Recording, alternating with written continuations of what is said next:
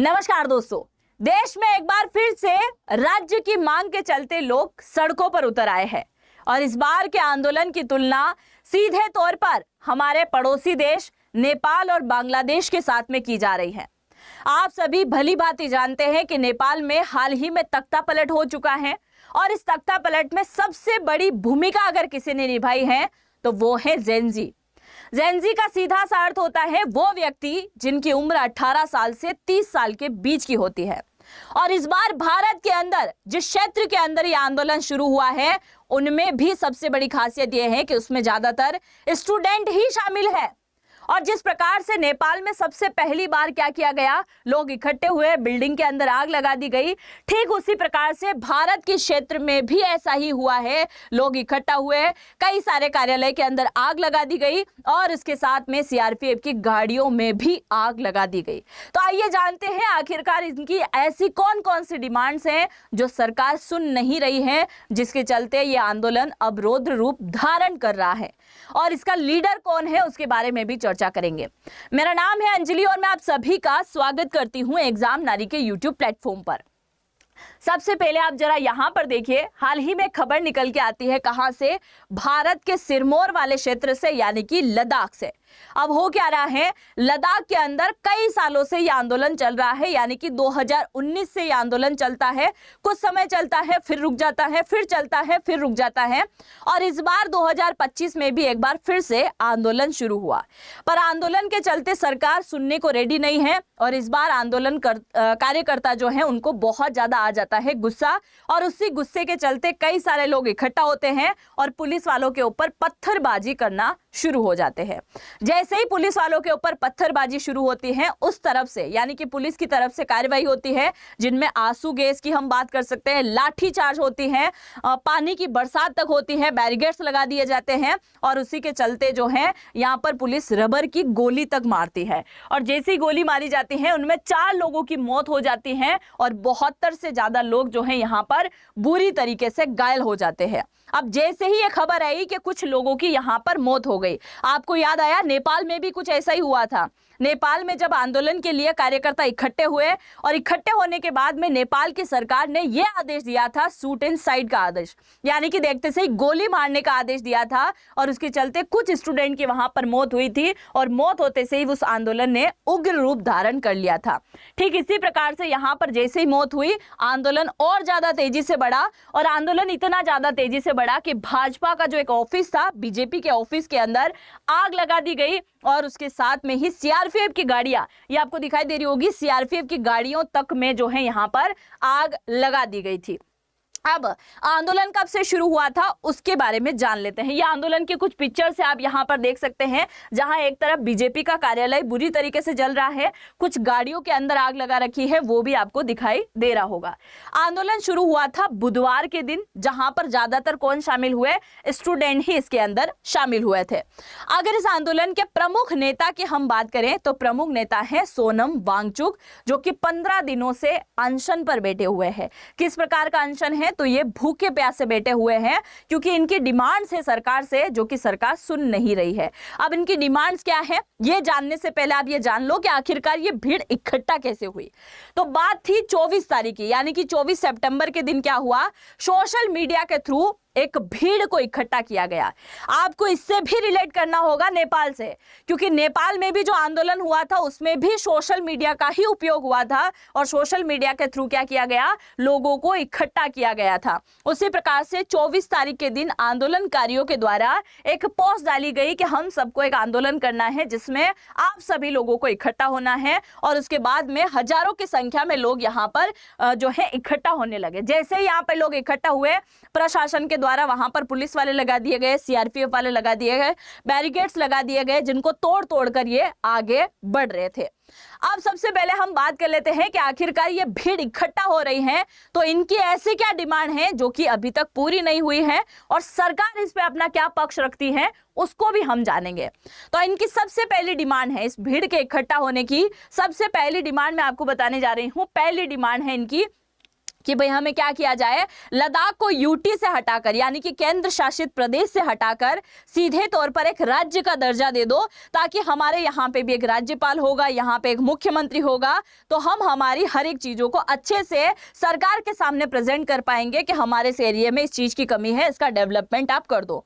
तो हमें क्या चाहिए, पहले तो सीधे तौर पर पूर्णतः राज्य का दर्जा चाहिए, यूटी से हटा दो। ठीक है भाई। दूसरी इनके द्वारा डिमांड रखी गई है कि आप क्या करो, कारगिल और लेह दोनों जगह से अलग अलग आप लोकसभा की सीटें और भी ले लो। अभी तक कितनी सीटें हैं, केवल 2 सीटें हैं, तो वो भी ले लो। और इसके साथ में जैसे राज्य का दर्जा मिलेगा तो उसके साथ ही हमें एक विधानसभा भी यहां पर चाहिए, ताकि हम एक रोजमर्रा के जो काम होते हैं जिनको लेकर हम छोटी छोटी डिमांड, जैसे हमारे यहाँ पे नालियां बनवानी है, हमारे यहाँ पे सड़क बनवानी है, पानी की कमी है, तो उन सब की डिमांड सीधे केंद्र सरकार में जाके थोड़ी ना पहुंचाएंगे। हमारे यहाँ का अगर कार्यकर्ता होगा, विधायक होगा, विधानसभा में बैठेगा, तो हम उनको हमारी बात यहाँ पर रख पाएंगे। तो आप क्या करो, एक विधानसभा भी यहाँ पर बना दो। फिर तीसरी इनकी सबसे प्रमुख डिमांड है, इनके द्वारा कहा गया कि हमें 6ठी अनुसूची में डाल दिया जाए, ताकि हम यहाँ की संस्कृति को बचा सके। संस्कृति को कैसे बचाएंगे उसके बारे में आगे हम जानेंगे। तो 6ठी अनुसूची में डालने की बात की गई। और चौथी प्रमुख डिमांड जो इनके द्वारा रखी गई है, उसमें इन्होंने कहा कि हमारे यहाँ के जो लोकल लोग हैं, स्थानीय निवासी हैं, कम से कम उन्हें नौकरी आप यहाँ पर दे दो, और वो भी सरकारी नौकरी। क्योंकि सीआरपीएफ की बात करें, पुलिस वालों की बात करें, आर्मी की बात करें, वो ज़्यादातर पूरे इंडिया के अलग अलग इलाके से आते हैं। इनमें तो हमें नौकरी चाहिए ही चाहिए, पर इसके अलावा जो अलग नौकरी है, जैसे डॉक्टर हो गया है, कोई इंजीनियर हो गया है, तो उनमें भी कम से कम हमें सरकारी नौकरी देने की बात यहां पर करो। अब इन लोगों के द्वारा कहा जा रहा है कि ये सारी डिमांड्स हमारी आज की नहीं है, ये सारी डिमांड्स हम 2019 के बाद से ही बोल रहे हैं, क्योंकि उस समय सरकार के द्वारा ये कहा गया, सुनिएगा, सरकार के द्वारा यह कहा गया था कि हम धारा 370 को हटा रहे हैं, और जैसे ही धारा 370 को हटेगा तो हम जम्मू एंड कश्मीर और लद्दाख को यहाँ पर अलग अलग क्षेत्र में करके यूटी बना रहे हैं। ठीक है भाई। 2019 के अंदर धारा 370 हटाई गई, 2 यूटी बना दिए गए। तब लोगों के मन में ये चीज आने लगी कि यार ठीक है, यूटी बन गया है, सीधा केंद्र सरकार के हाथों में हमारा नेतृत्व होगा, तो हमारी बातें जो हैं आसान तरीके से पहुंच जाएगी। पर ऐसा कुछ हो नहीं रहा है। अब इन लोगों ने कहा कि भाई यूटी तो आपने बना दिया, पर हम रोजमर्रा की चीजों को लेकर केंद्र सरकार के पास थोड़ी जाएंगे, इसीलिए हम चाहते हैं कि इसको हटा के क्या कर दो, आप राज्य बना दो। क्योंकि उस समय सरकार के द्वारा ये बात कही गई थी कि आज धारा 370 हटाकर हम यूटी का दर्जा दे रहे हैं, पर जब यहाँ पर पूर्णतः शांति हो जाएगी, माहौल सही हो जाएगा, तो हम क्या करेंगे, आपको राज्य का दर्जा भी यहाँ पर दे देंगे। अब इसके ऊपर सरकार ने क्या रिएक्शन दिया है, सरकार को जानने से पहले आप थोड़ा सा लद्दाख के बारे में जान लो कि लद्दाख है क्या आखिरकार, और क्यों आखिरकार जो है यहाँ का नेतृत्व केंद्र सरकार अपने हाथों में रखती है। आप यहाँ पर देखिए, ये जो पूरा क्षेत्र आपको दिखाई दे रहा है, यहां से लेकर यहां तक का पूरा क्षेत्र जो आपको दिखाई दे रहा है, ये क्या है, ये है लद्दाख। और ये एक साइड जो आपको दिखाई दे रहा है, ये क्या है, जम्मू कश्मीर है। अब इसके अंदर गिलगिट बाल्टिस्तान वो वाला क्षेत्र भी है ना, जो कि हमसे छीन लिया गया है पाकिस्तान ने, ये वाला क्षेत्र अलग से है। अब देखिए, ये पूरा जो लद्दाख है, इसके अंदर प्रमुख रूप से 2 क्षेत्र हैं, एक आता है लेह और एक आता है कारगिल। कारगिल के अंदर जो ज्यादातर जनसंख्या निवास करती है वो मानती है मुस्लिम धर्म को, है ना, इस्लाम धर्म को मानती है। और लेह जिले की हम बात करें तो लेह के अंदर जो ज्यादातर निवास करते हैं वो हैं बौद्धिज्म के व्यक्ति। लद्दाख का बहुत ज्यादा महत्व है, क्योंकि एक तरफ ये पाकिस्तान के साथ में सीमा साझा करता है, एक तरफ ये अफगानिस्तान के साथ में सीमा साझा करता है, और एक तरफ जो है ये चाइना के साथ में माफ कीजिएगा, एक तरफ जो है चाइना के साथ में क्या करता है, बॉर्डर साझा करता है। यानी कि भारत जो है इसकी सुरक्षा को लेकर बहुत ज्यादा सतर्क रहता है, क्योंकि वो वही स्थान है जहां पर ज्यादातर युद्ध हुए हैं, और इसकी ताजा खबर भी मैं आपको बताने वाली हूं आगे। तो इस प्रकार की चीजें यहाँ पर है। इसके साथ ही यहाँ पर सिल्क रूट हुआ करता था, यानी कि तिब्बत, चाइना और एशिया तक व्यापार करने के लिए लद्दाख जो है बड़ा अपना महत्व रखता है। लद्दाख की अगर टोटल जनसंख्या की हम बात करें तो कुछ समय पहले, यानी कि 2011 के आंकड़ों के अकॉर्डिंग 2,72,000 के आसपास हुआ करता था, पर अभी अगर हम मान के चले तो 3 लाख पार जो है इसकी जनसंख्या टोटल हो सकती है, जिसकी तुलना हम अगर करें तो सिक्किम के साथ में भी कर सकते हैं, क्योंकि सिक्किम की जनसंख्या इससे थोड़ी ही ज्यादा हम मान के चलते हैं। तो इस प्रकार का रिलेट इसके साथ किया जा सकता है, सिक्किम के अलावा और किसी राज्य के साथ में नहीं। अब इन लोगों के द्वारा जो कहा जा रहा है कि भाई एक तो हमें आप दे दो राज्य का दर्जा। अब दूसरी डिमांड भी आप इन लोगों की सुनिए, है ना, दूसरी डिमांड क्यों है, क्या है इन लोगों की, तो एक एक करके मैं आपको 3 डिमांड और बताने वाली हूं। अब जरा सुनिएगा, इन लोगों के द्वारा क्या कहा गया कि जिस प्रकार से सिल्क रूट है और इसकी अगर हम वर्तमान जनसंख्या की बात करें तो वो लगभग 3 लाख के आसपास होगी, यानी कि भारत के जो छोटे राज्य जैसे सिक्किम हो गया है, मेघालय हो गया, उसके साथ में हम इसकी सीधे तौर पर तुलना कर सकते हैं। अब हम बात कर लेते हैं कि राज्य के दर्जे के अलावा इनके मन में ऐसी कौन सी टेंशन है जिसके चलते इनके द्वारा प्रोटेस्ट किया जा रहा है। तो 2 बड़ी और डिमांड है इनकी, इनको भी आप जरा ध्यान से सुन लीजिए। दूसरी डिमांड इनके द्वारा यह है कि लद्दाख जो है वो पूरी तरीके से पानी वाला क्षेत्र है, यहाँ की जमीन बहुत अच्छी है, और तीसरा यहाँ पर खनिज संपदाएं है, यानी कि मिनरल रिसोर्सेज भी इस भूमि के अंदर बहुत ज्यादा है। इन लोगों के मन में डर है कि आने वाले टाइम में यहाँ पर अंतरराष्ट्रीय कंपनी आएगी, वो निवेश करेगी और यहाँ की सारी चीजों को निकाल कर लेके चली जाएगी, जिसकी वजह से लद्दाख की संपदा में बहुत ज्यादा नुकसान होने वाला है। और लद्दाख पर पूरी तरीके से या तो हम बोल सकते हैं कि विदेशी कंपनियों का यहाँ पर हक हो जाएगा, या फिर भारत सरकार पूरी तरीके से अपने अंडर में लेकर यहाँ के लोगों को बोल देगी आप दूसरी जगह शिफ्ट हो जाओ। तो ये भी कहीं ना कहीं इनके मन में डर सता रहा है कि यहाँ पर भूमिगत खनिज संसाधन बहुत ज्यादा है, जिनको लेकर ये बहुत ज्यादा सोच रहे हैं। आगे हम इनकी एक और डिमांड जाने इससे पहले अगर आप मुझे इंस्टा पे फॉलो करना चाहें तो इसको स्कैन करके आप पहुंच सकते हैं, नहीं तो अंजलि वॉइस के नाम से भी अगर आप मुझे सर्च करोगे तो मेरी आईडी आपको मिल जाएगी। आगे देखिए, तीसरी और सबसे खास डिमांड इनकी यह है कि हम 6ठी अनुसूची में शामिल होने के लिए इसलिए बोल रहे हैं क्योंकि हमारी जो परंपराएं हैं वो बौद्धिक परंपरा है, यानी कि तिब्बत बिल्कुल नजदीक लगता है और तिब्बत के अंदर जो परंपराएं चलती हैं बौद्ध धर्म को लेकर, वही परंपरा हमारे यहाँ पर चलती है। हम हमारे संस्कृति को, हमारी परंपरा को, हर एक कल्चर को जीवित रखने के लिए चाहते हैं कि सरकार हमें 6ठी अनुसूची में डाल दे, ताकि कानूनी रूप से हमारी इन सभी चीजों की सुरक्षा हो सके और हमारी संस्कृति को नुकसान पहुंचाने के बारे में कोई ना सोचे। तीसरा, अगर यहाँ पर राज्य का दर्जा हमें मिल जाएगा तो हमारी स्थानीय सुरक्षाएं भी बढ़ेगी, हमारा विश्वास भी पुलिस के ऊपर भी बढ़ेगा और राज्य के लोगों के ऊपर भी बढ़ेगा और सीधे तौर पर हम नौकरी भी यहाँ पर लग पाएंगे। तो ये तो थी इनकी सारी की सारी डिमांड, जिसके चलते ये आंदोलन यहाँ पर शुरू हुआ। पर अब यहाँ पर एक बहुत ही बड़ी शॉकिंग बात मैं आपको बताने जा रही हूँ।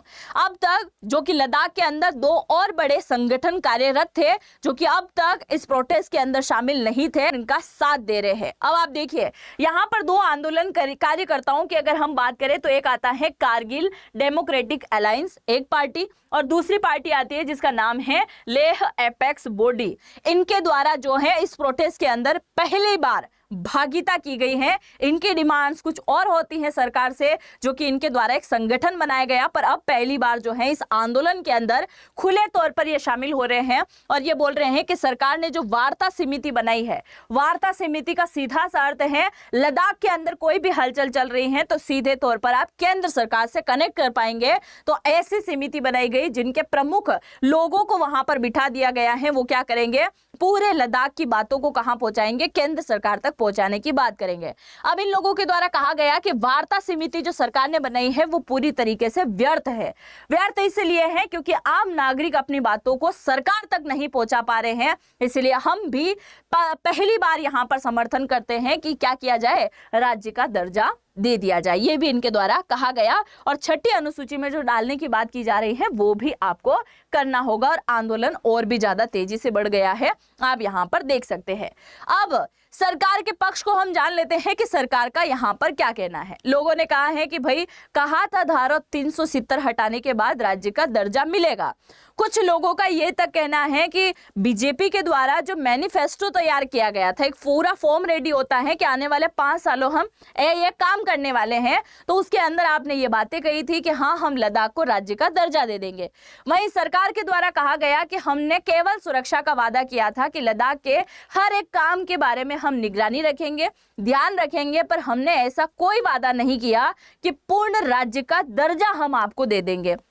दूसरा, सरकार ने ये बात तो रखी है कि पूर्ण राज्य का दर्जा हम आपको नहीं देंगे, ये बात कही है। दूसरा, उसके पीछे का रीजन ये है कि केंद्र सरकार का अगर यहाँ पर सीधे तौर पर हस्तक्षेप रहा तो ऊपर से चाइना की सीमा लग रही है, इधर पाकिस्तान की सीमा लग रही है। आप सभी जानते हैं कि जम्मू कश्मीर और लद्दाख का जो एक पूरा क्षेत्र हुआ करता था, उसके कई सारे क्षेत्र हमसे अभी छिने हुए हैं। अक्साई चीन, चाइना ने छीना हुआ है। पीओके, गिलगिट बाल्टिस्तान, वो हमसे छीन गया है।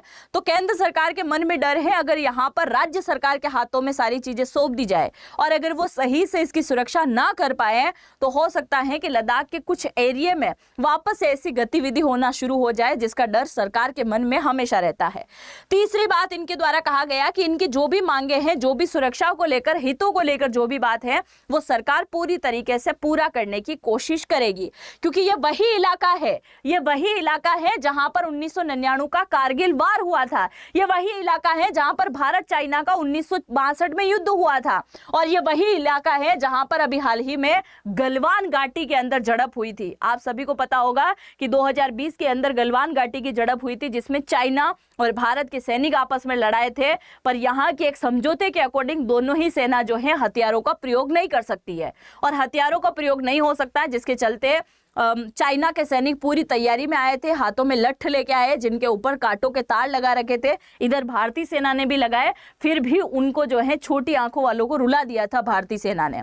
20 जवान हमारे शहीद हुए थे और वहां 46 से ज्यादा जो है शहीद हो गए थे।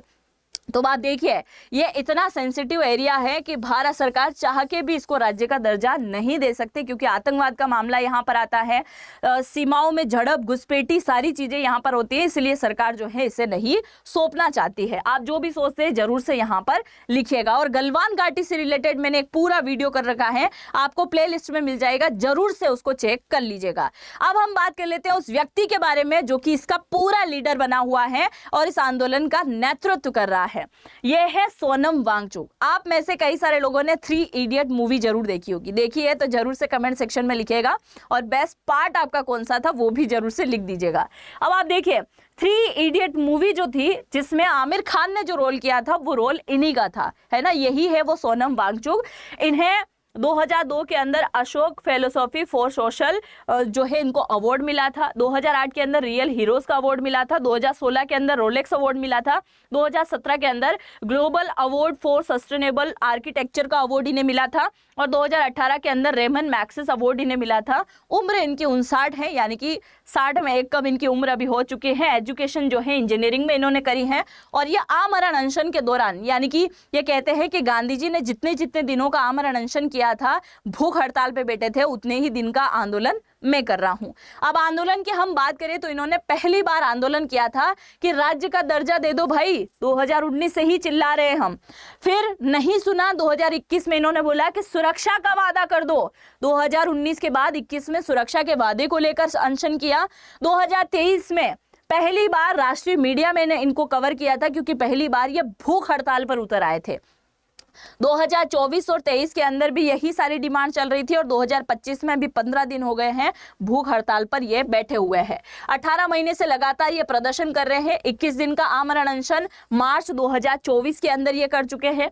फिर हम बात करें सितंबर 2022 की, पद यात्रा निकाली थी लेह से दिल्ली, पर दिल्ली के बॉर्डर पर जैसे ही पहुंचे तो इन्हें पुलिस वालों ने गिरफ्तार कर लिया, नहीं पहुंच पाए, अपनी बात को नहीं रख पाए। हालांकि सरकार ने अभी के लिए, अभी जो आंदोलन चल रहा है जिसके लिए 6 अक्टूबर की तारीख डिसाइड करी है, और 6 अक्टूबर के दिन सोनम वांगचुक और प्रमुख लीडर जो हैं लद्दाख के, वो जाने वाले हैं दिल्ली के अंदर और सरकार से बातचीत करके अपने पक्ष को रखने वाले हैं।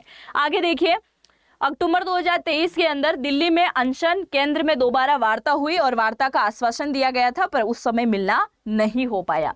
अक्टूबर 24 में लेह में 16 दिन का अनशन इन्होंने किया था, उस समय भी वार्ता का आश्वासन था, पर नहीं हो पाई। अगस्त 2025 में कारगिल में प्रदर्शन हुआ, विपक्षी सांसद और नेताओं का समर्थन मिलना शुरू हो गया, और इन्हीं समर्थन के चलते अभी हाल ही में एक व्यक्ति ने बहुत बड़ा कटाक्ष किया है। कटाक्ष के बारे में भी हम जानेंगे। लेह में पिछले 35 दिन का अनशन जारी है, मतलब अभी का जो अनशन चल रहा है इसमें 15 दिन तो हो गए हैं, मतलब टोटल 35 दिन का अनशन ये होने वाला है। अब जो ये पूरा आंदोलन हिंसा पे उतर आया है, इसको लेकर भी सोनम वांगचुक के द्वारा कुछ बातें कही गई है। ये पूरी बातें इनके द्वारा कही गई बातें हैं। यह लद्दाख के लिए दुख का दिन है। हम 5 साल से शांति के रास्ते पर चल रहे थे, अनशन किया, लेह से दिल्ली तक पैदल चलकर भी गए। आज हम शांति के पैगाम को असफल होते हुए देख रहे हैं, क्योंकि ये अहिंसा परमो धर्म वाली बातों पर थे, हिंसात्मक चीजों पर आ गए, क्योंकि गांधी जी के रास्ते पर चलते हैं सोनम वांगचुक। हिंसा, गोलाबारी और आगजनी हो रही है। लद्दाख की युवा पीढ़ी में अपील करता हूं कि इस बेवकूफी को बंद करें। हम अपना अनशन तोड़ रहे हैं, प्रदर्शन रोक दे। देखो, अगर आप सरकार के सामने अपनी बातों को रखना चाहते हैं, बिल्कुल दिल्ली भी पहुंचे, बातें भी रखें, ये बात भी सही है, पर इस प्रकार से सरकारी संपत्ति को नुकसान पहुंचाना फिर दूसरे देशों में और भारत की युवा पीढ़ी में क्या ही फर्क यहाँ पर रह जाएगा। और मैंने शायद एक बार किसी वीडियो में बोला था, जिस को बहुत ज़्यादा लोगों ने पकड़ लिया था। मैंने बोला था कि अभी भारत की जो सेना है वो बहुत रौद्र रूप में है, अगर किसी प्रकार की हलचल करी तो लठ खाने के लिए भी लगभग लोग तैयार रहेंगे। और दूसरी बात यह है कि भारतीय सेना धनिया बोने में भी ज़्यादा टाइम लगाएगी नहीं, है ना। तो पता चला कि 5 मिनट में सिर पे धनिया बो के चली गई। इसीलिए कृपया शांति से अपनी बातों को रखें, और वो चीज़ें ही कहीं ना कहीं यहाँ पर सही होती है।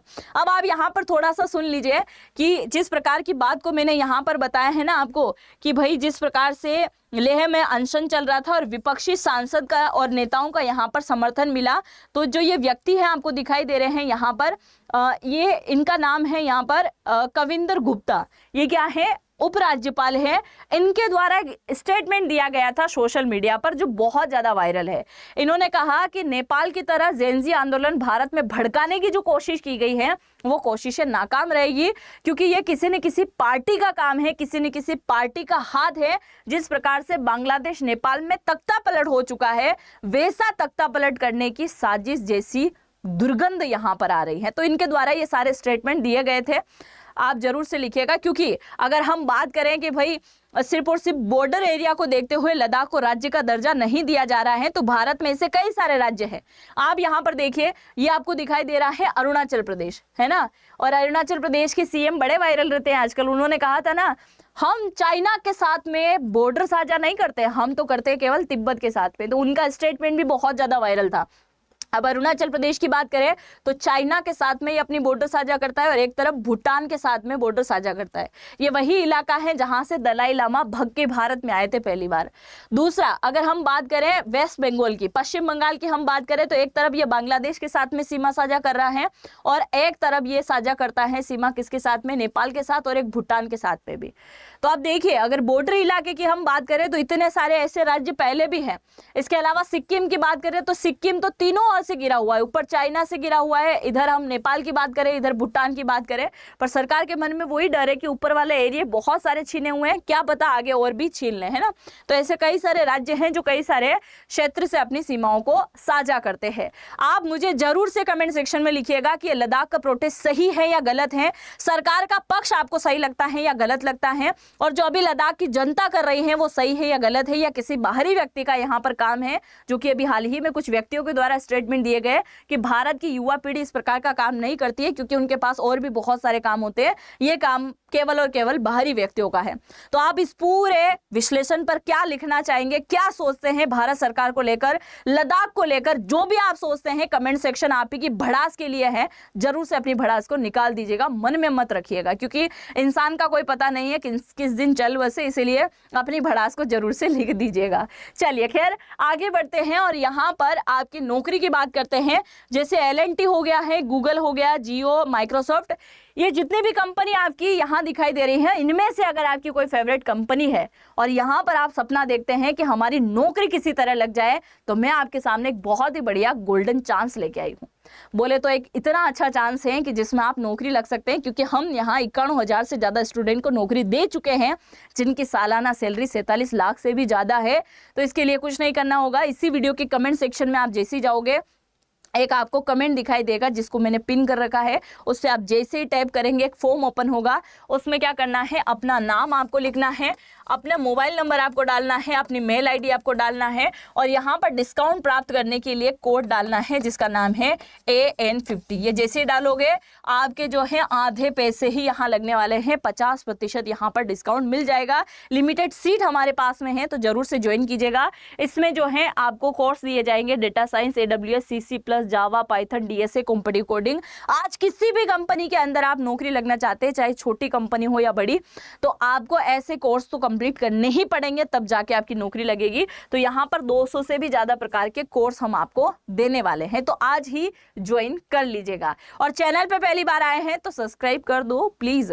सब्सक्राइब करने के कोई पैसे नहीं लगते हैं, तो सब्सक्राइब भी जरूर से कर दीजिएगा। अपने दोस्तों के साथ में शेयर भी जरूर से कीजिएगा। और पहली बार अगर आपने विजिट किया है तो कमेंट सेक्शन में कमेंट भी जरूर से कर दीजिएगा। हम मिलेंगे नेक्स्ट वीडियो में, तब तक के लिए अच्छे से रहें, अपना और अपने परिवार का ध्यान रखें, खाना वाना खाएं और जय हिंद जय भारत।